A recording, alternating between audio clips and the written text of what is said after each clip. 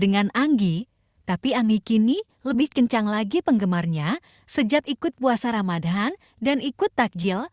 Win dan Anggi itu bukan Muslim, tetapi bisa merenggut netizen Muslim Indonesia. Mengapa? Mari kita apresiasi akting Anggi dalam berbagai kuplikannya. Maksudnya kan banyak gitu gadis Bali. Agak terang tuh gimana sana? Bonjreng gitu. Apa cok? Kan di antara semua itu lu kayak yang paling cantik goblok di sini. I know right.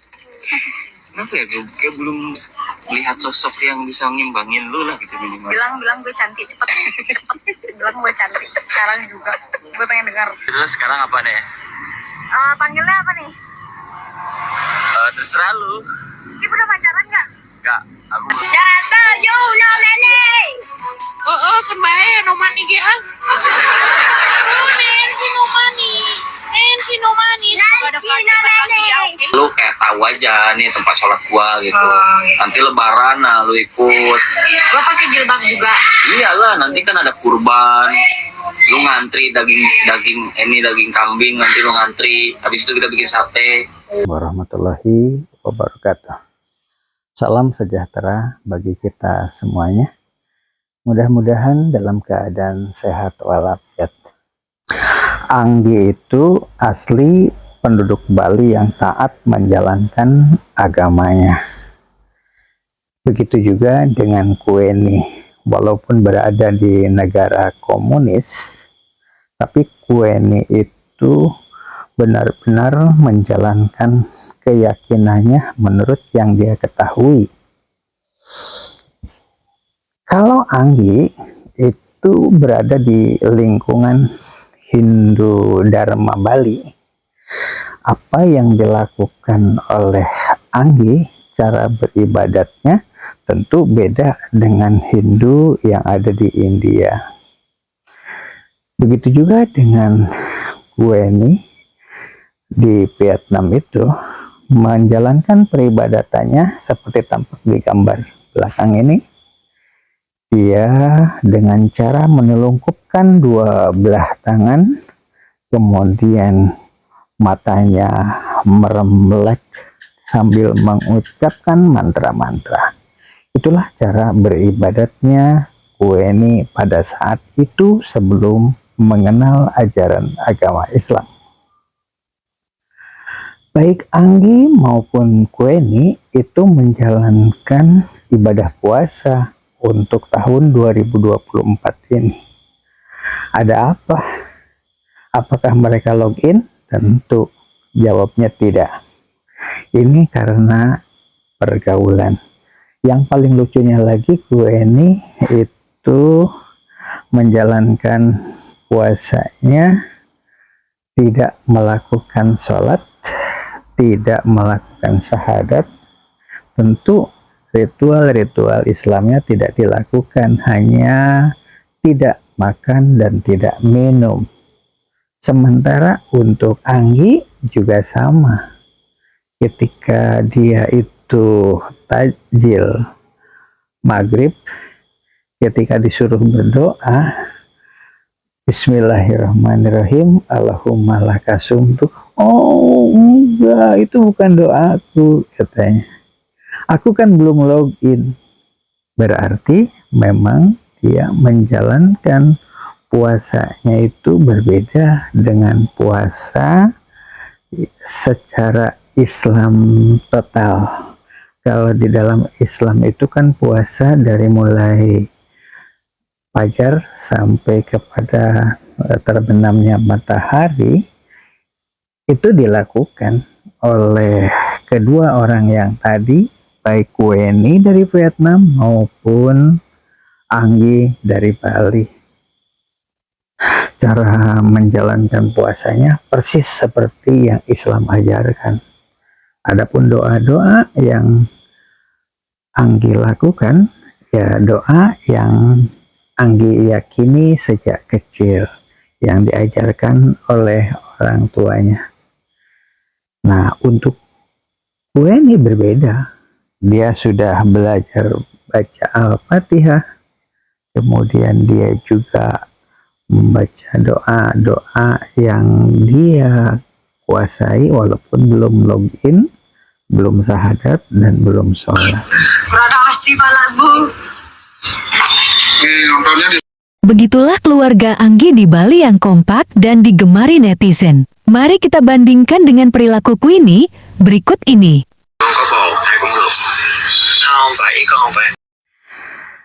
Ketika Queenie masih seperti zaman dahulu tahun 2019, 2020, 2021 yang belum berhijab, pakaiannya tampaknya standar Eropa.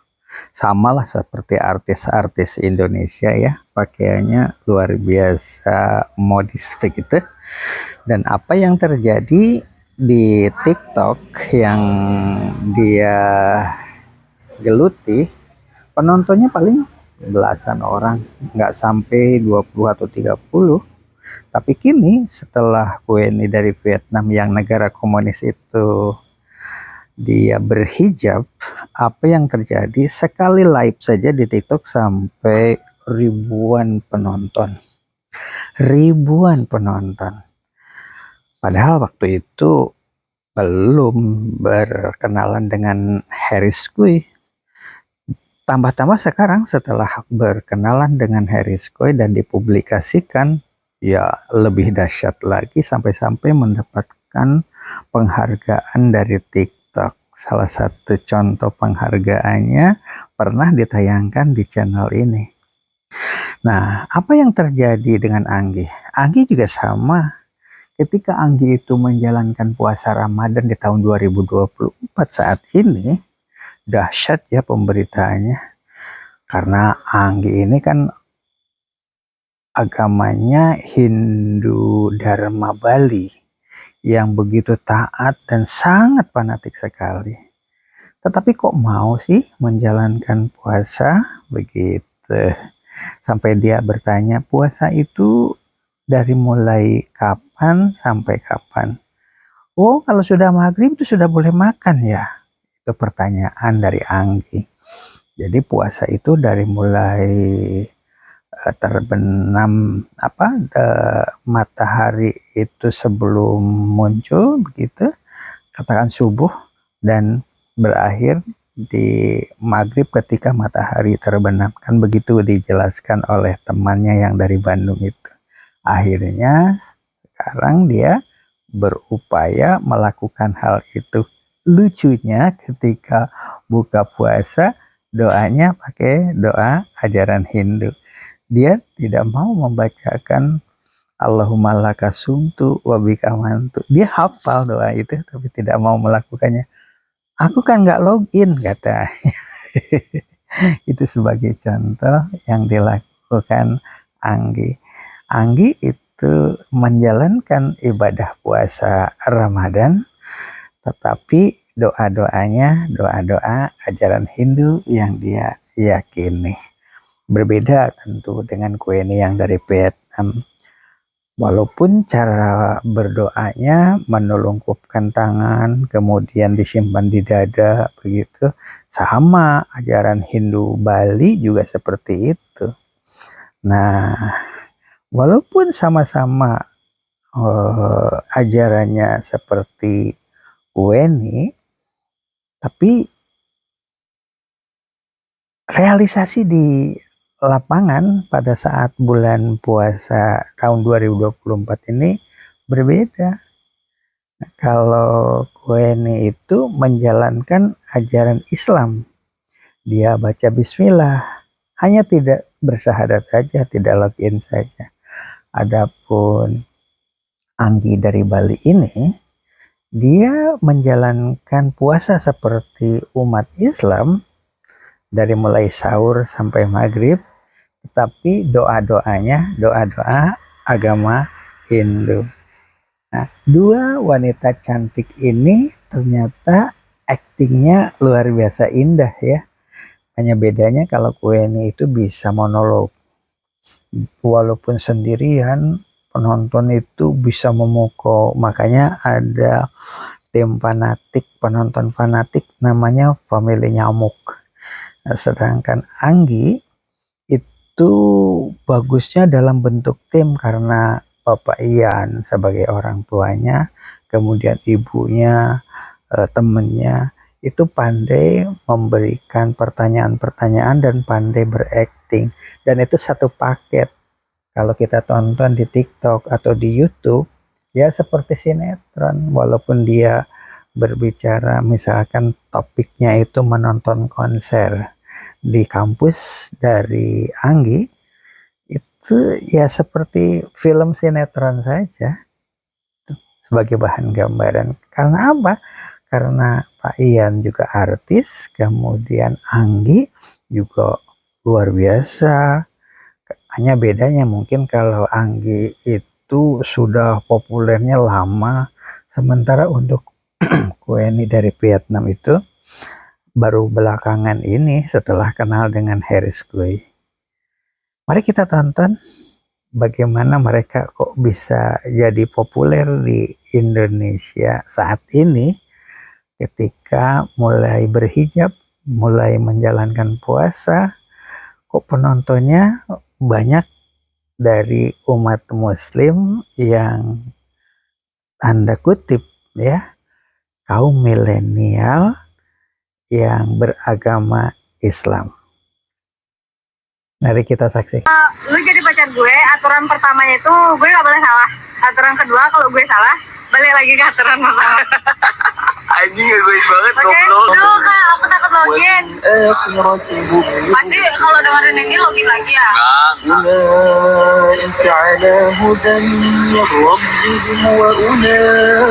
Udah, segitu doang. Gimana? Enak pakai ininya. Ini lu beli di mana?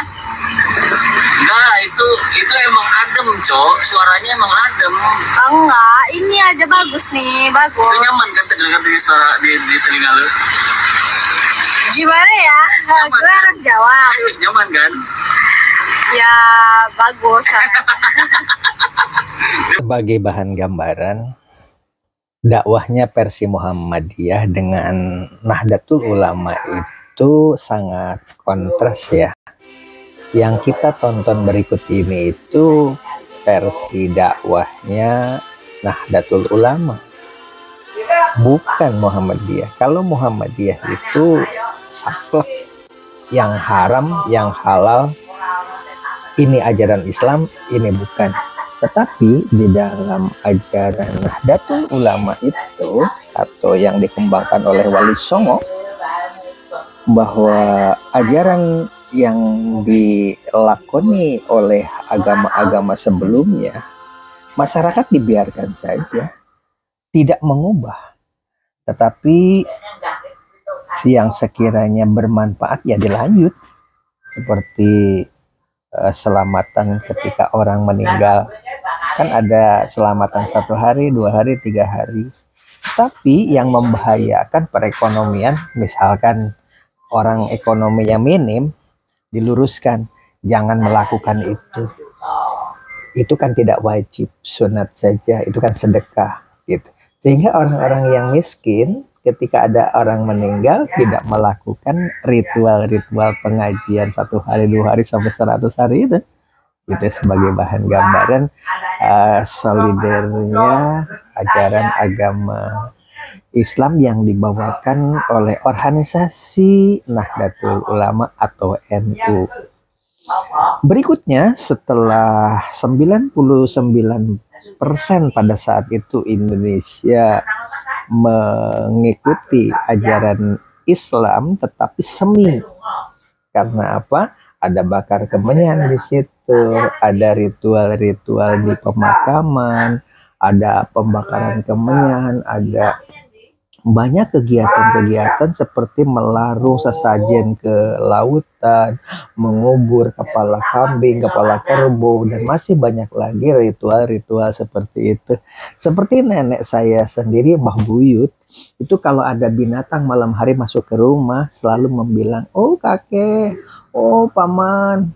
Jadi seolah-olah reinkarnasi itu masih berlaku di dalam ajaran agama Islam, bahwa binatang-binatang yang datang ke rumah itu adalah jelmaan ruh nenek atau ruh orang-orang yang sudah meninggal masa lampau. Itu nenek buyut saya menganggapnya seperti itu.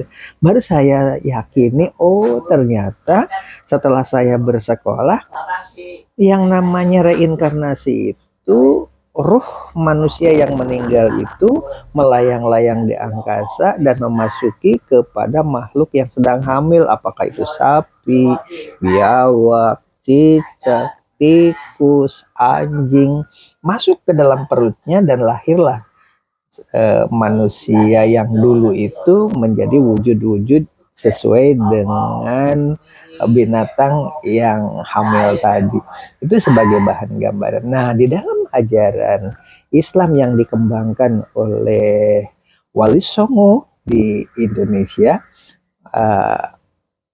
boleh dikatakan terjadi akulturasi. Dibiarkan saja, hanya doa-doanya saja dari kitab Weda atau Tripitaka menjadi kitab suci Al-Quran. Rata-rata surat Yasin yang dibacakan. Itu barangkali sebagai bahan gambaran terjadinya akulturasi di Indonesia itu begitu harmoni ya. Tidak ada perang agama di Indonesia karena jalurnya jalur Nahdlatul Ulama. Barulah kemudian terjadi perangnya itu antara Islam dengan Islam dalam pengertian perang, diskusi, debat sengit. Ini tidak ada dalam ajaran agama Islam. Ini khurafat, ini haram, ini halal. Jadi berantemnya itu ketika penganut ajaran agama Islam yang dibawa oleh Wali Songo dengan ajaran Islam yang benar-benar sesuai dengan kitab suci. Terjadilah diskusi yang sengit. Nah, ada perekonomian yang menghilang. Salah satu contoh, pesantren-pesantren Kobong itu lulusannya bisa hidup layak dan boleh dikatakan subur makmur. Karena apa? Karena ajaran Hindu dan Buddha yang dilestarikan. Sehingga mereka yang lulusan dari pesantren Kobong itu dapat angpau yang banyak ketika banyak orang yang almarhum, karena harus melaksanakan ritual-ritual dan mendapatkan angpau di situ.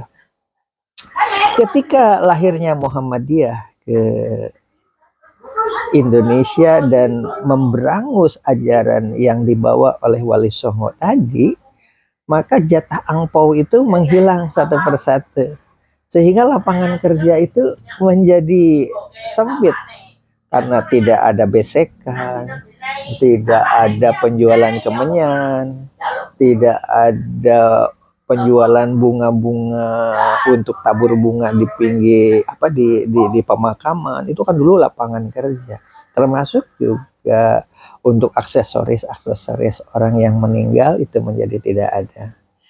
Nah, barangkali itulah sebagai bahan gambaran nilai positif dan negatifnya, termasuk kisah ritualnya Nyi Roro Kidul juga menjadi hilang seiring waktu. Sementara kalau ingin dilestarikan, orang-orang Muhammadiyah juga jika itu sebagai budaya, ya lestarikan saja, tidak apa-apa. Tapi diberi pencerahan kepada masyarakat bahwa ini sebenarnya hanya untuk mengembangkan wisata. Yang namanya Tuhan Yang Maha Esa itu satu, tidak mendelegasikan kepada kekuatan-kekuatan lain seperti Nyi Roro Kidul atau Nyi Ratu. Dan dijelaskan juga di dalam ajaran agama Islam bahwa iblis itu punya kerajaan besar atau istana di lautan. Dijelaskan ini ayatnya, ini riwayatnya, begitu. Jadi tidak benar kalau Allah itu memberikan kekuasaan kepada dewa-dewa atau kepada Nyi Roro atau kekuasaan-kekuasaan kepada kerajaan-kerajaan di bumi. Tidak ada. Yang namanya Allah itu di dalam ajaran agama Islam itu adanya adalah malaikat, kemudian adanya Allah dan adanya nabi-nabi atau rasul-rasul, hanya itu saja.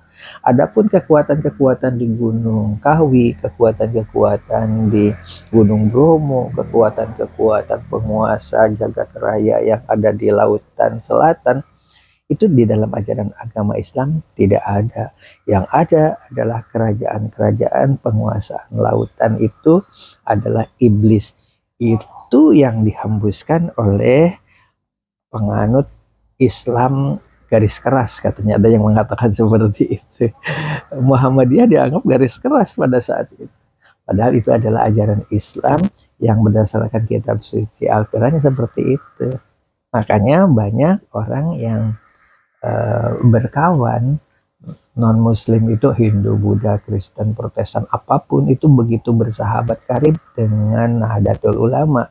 Karena Nahdlatul Ulama itu benar-benar merangkul semua agama, tidak ada paksaan, tidak ada ingin membentuk benturan, tetapi ayo kita bersama-sama. Tapi versi Islam masuk sedikit-sedikit bahwa doanya seperti ini, bahwa kemenyan itu di wangi-wangian disukai oleh para malaikat. Ajaran Nahdlatul Ulama seperti itu. Jadi kemenyan itu dibakar nggak apa-apa, sebab wangi-wangian juga di tanah suci juga yang namanya minyak wangi yang tidak beralkohol itu biasa dibagi-bagikan begitu. Jadi kemenyan bagian daripada wangi-wangian. Demikian barangkali, wabillahi taufiq wa hidayah. Wassalamualaikum warahmatullahi wabarakatuh.